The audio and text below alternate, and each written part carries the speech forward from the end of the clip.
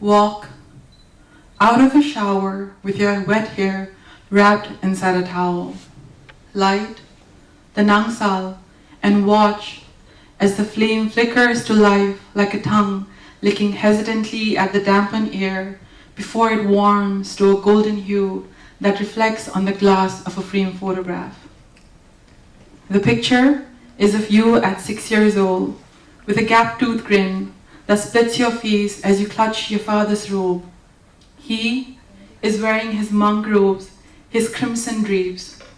In the background, your home, painted in shades of deep maroon, stands brightly out in front of the neighborhood of beige and off-white houses.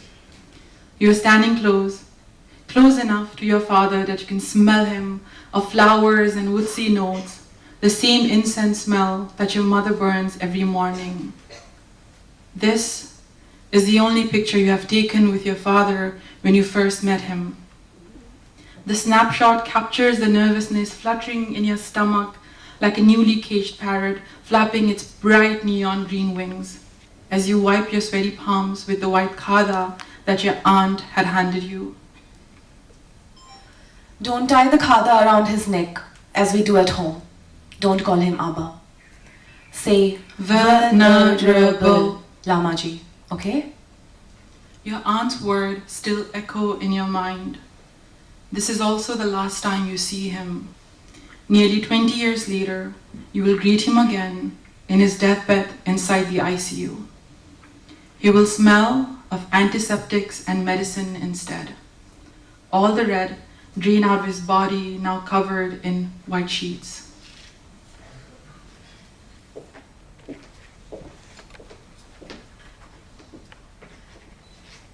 The first time my dadi, my paternal grandmother, told me about jinns, I must have been a child of around 6. She lived with us, my parents away at work, raising a restless child that was me. It is most of what I remember from my childhood, a film strip of rose-hued images, running through gardens of marigold tuberose, jamun trees, scratched knees, and sticky summer hands. A tan, disheveled child, coming back to Dadi's delectable food and her treasure trove of peculiar tales. We used to spend those lazy summer afternoons lying in her bed, braiding each other's hair. She would tell me of dacoits and witches in golden fields of rice, fireflies making them look like star-encrusted skies at night.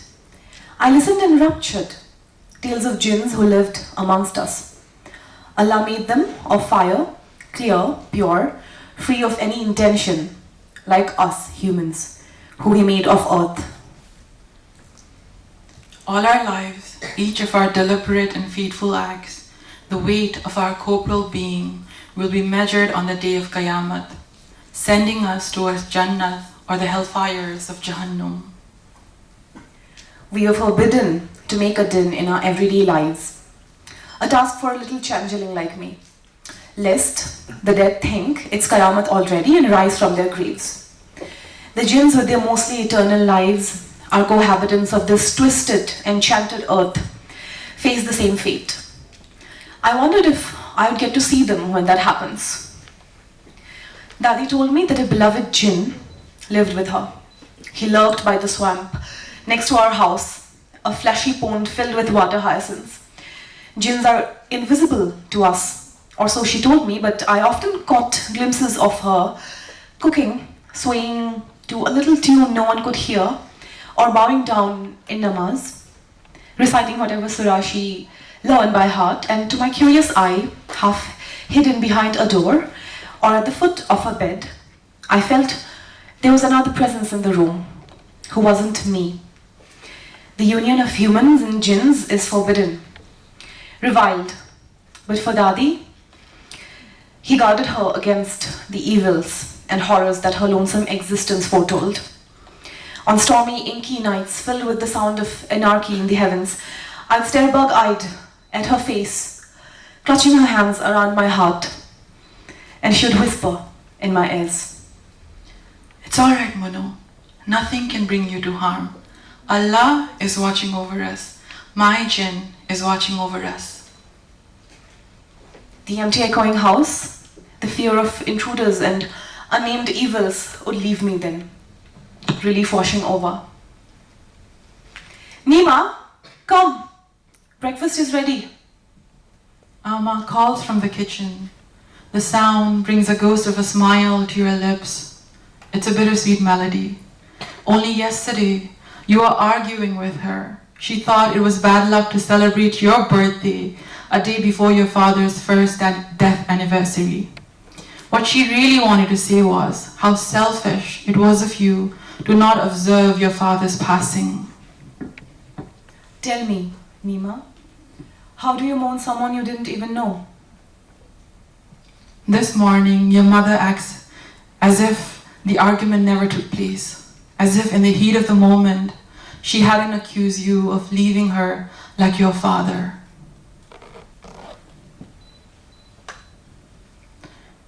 In the kitchen, you wrap your fingers around the chipped mug of a lukewarm tea. The month of June pierces through the kitchen window and shimmers on the floor, thickening the air inside. And its heat clings to the city like a heavy shawl.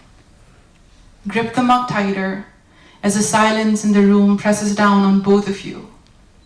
Your mother sips her tea, occasionally breaking the kapse with her hand to dunk it in the tea. And suddenly, you are 6 again, sitting at the same table with your Alma sipping her tea.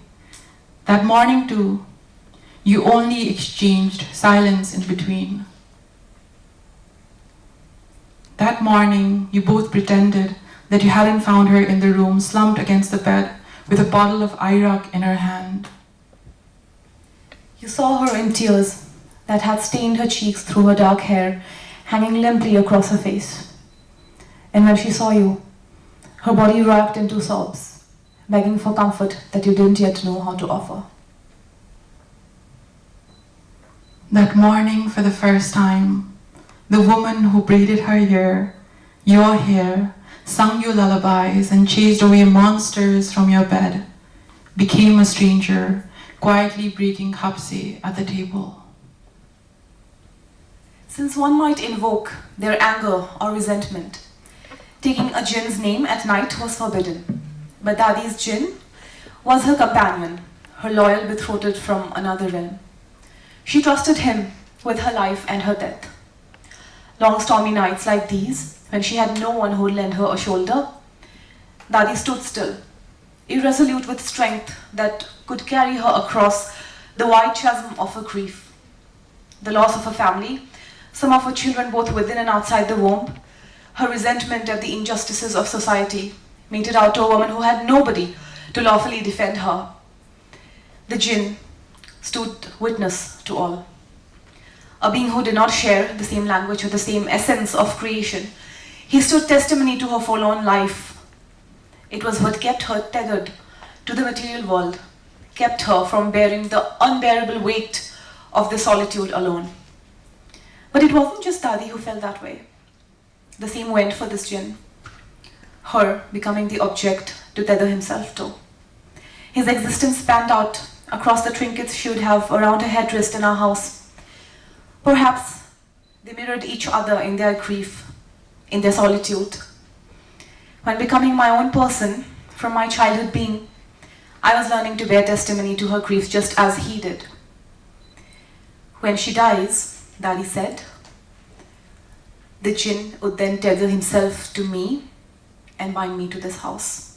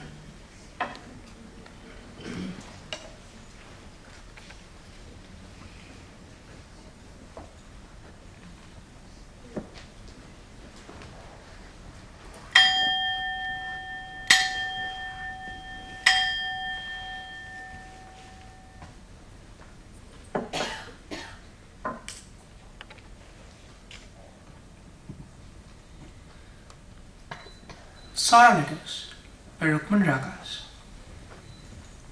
From My Sindhu to Lyra T. January 21st, 2023, 5 a.m. Subject: I've reached, but I'm not sure if you like what I found. Dear Lyra, this is going to be a long email. You're probably very busy right now, prepping for the debates. The decriminalization bill is coming up for debate after all, and you have more than enough on your plate. Good luck with the lobbying. You're a politician, Lyra, rarely interested in anything you cannot use immediately. But I'm a researcher, and research is not a speedy endeavor. Every discovery is scaffolded by thousands of other small discoveries, and I'm happy to contribute to the future queer scholar who would probably find a way to argue for decriminalization successfully. Hell, they may even get us actual rights. Can you believe that? I'm enclosing what I found as extracts with comments. I know you'll be too angry to read it. I know you say you don't care what dusty asses did back then. But I'm the kind of person who'll plant a tree that will take 100 years to mature.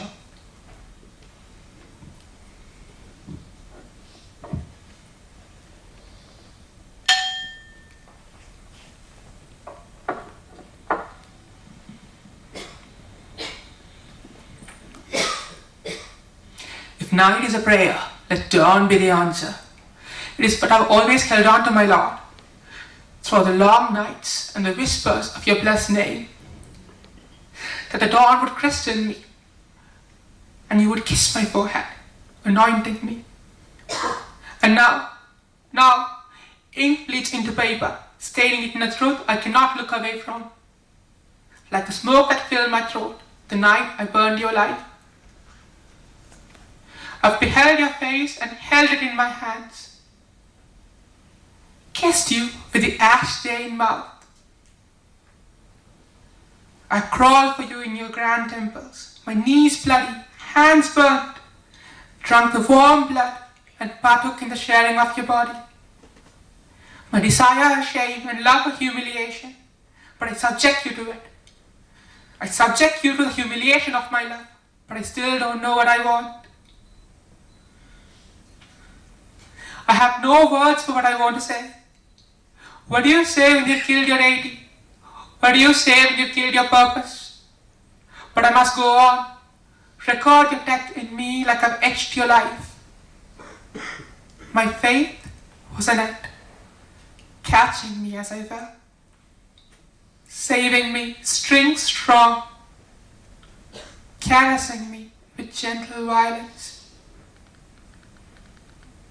trapping me.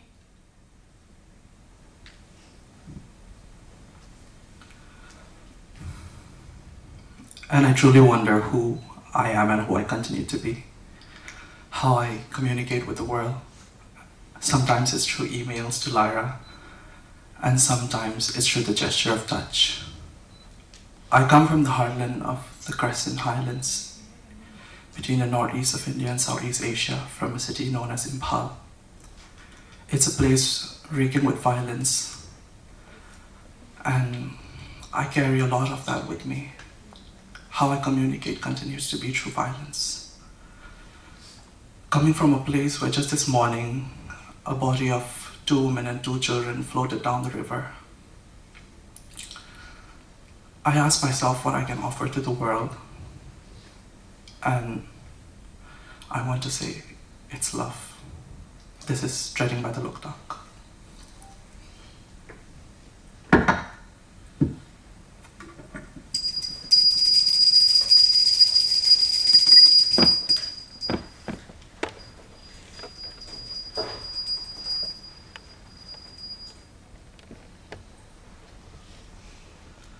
I come from a community known as the Meithais.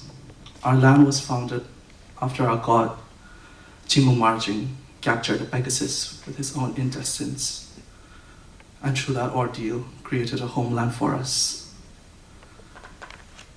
Simply creating through a war cry. 100!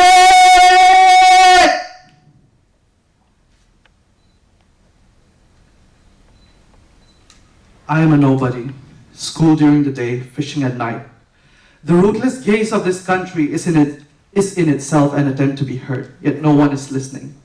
I hum through the waters as I lift the nets and yearn for the stars to find me. A child of fishing people from the Loktak, I do not need land to love me.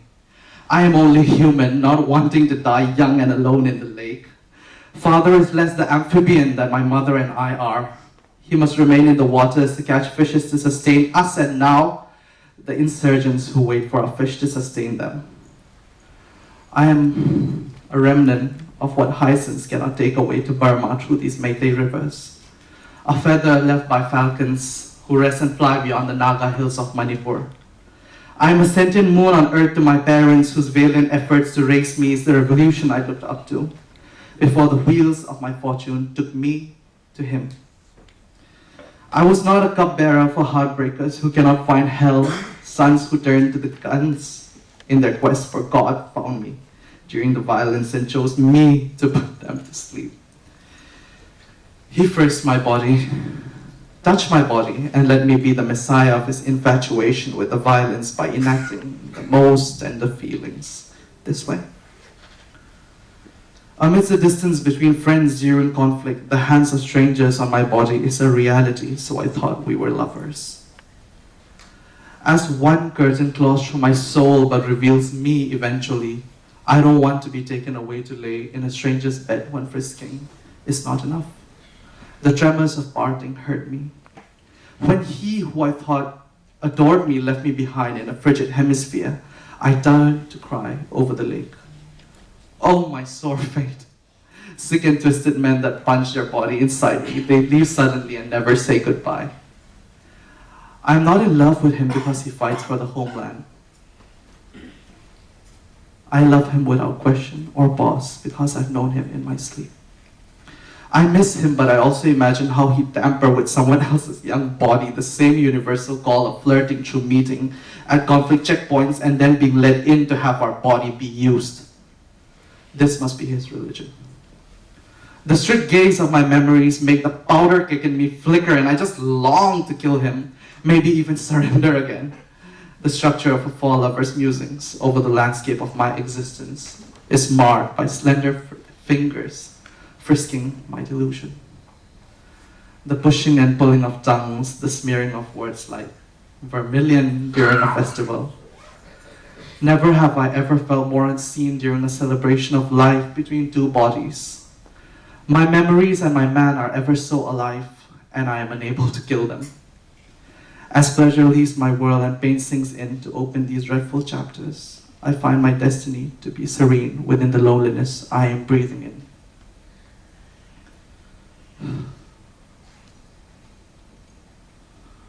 Reality and dreams feel like my pretty feet in the lake's coarse gravel, sunken into the chimes of the melody that rang when I first saw him. I cannot help but ask the lake to take my body into her and swallow me whole. Gunshots echo in the distance, but they're not as beautiful anymore. It hurts that I have to carry on with the sounds on my own. I simply have to continue to exist like this is how the world was supposed to be. The cruelty of this paved pathway that calls for me to return to the shore as night falls in. But who can take away the night casted on my life? Here as the icy water turns colder by the moon's brighter forms, I hear my parents call for me in the distance. And even then in my last breath, I call for him. He was my heaven. Now I seek the promised land.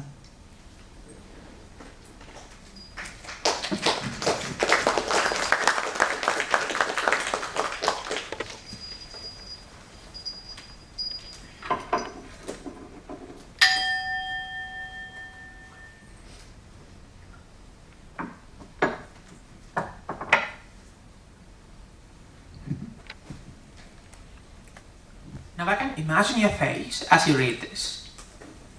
I've kissed you too many times to not have memorized the way your eyes go flat or the way you clench your hands. And I'm sure what's coming next. You know why I blocked your number in every app, and I'm only responding via email. You know why I'm not landing in the airport right now, ready to throw my hands around you, ready to present my findings to the parliament. I guess we are both oath breakers now. You asked me once, my love, how I could believe in a law supposed to despise me. I smiled that day, held back by your station and not wanting to rock the boat. Now without reservation, I'll answer you. I have learned no other way to love but this. I have loved you the same way I love my Lord and the way I love my friends. Maybe the man without a heart had one, and no one saw it fit to grace it with a name. I'm all my love, Lyra, and as long as you don't accept this, I don't think it can work between us. I think you know what's coming. I'm not coming back. I've always had to bring parts of me to the different tables I frequented, my faith to the temples, and queerness to our bed. This is a negotiation I refuse to do anymore. I hope you don't hold it against me. This email is my leave taking, but I'm writing it in hopes of leftovers. Hope that you remember my palm and yours. With all my love, mine.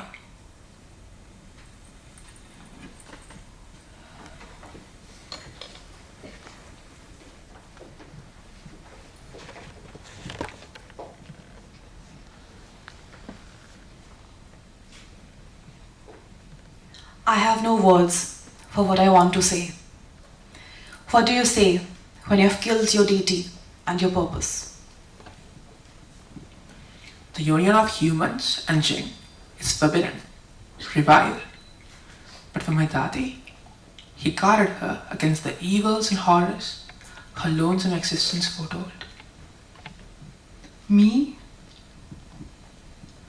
I'm a sentient moon on earth to my parents, whose valiant efforts to raise me is a revolution I looked up to. So, this is the only picture you have taken of your father when you met for the first time? A snapshot that captures your fluttering nervousness, like a newly caged parrot flapping bright neon green wings. Now, without any reservation, I'll answer you. I have learned no other way to love but this. Dadi told me that a beloved Djinn lived with her. The pushing and pulling of tongues, the smearing of words like vermilion during a festival. And suddenly, you are four again, sitting at the same table with Amma sipping her tea. That morning too, you only exchange silence in between.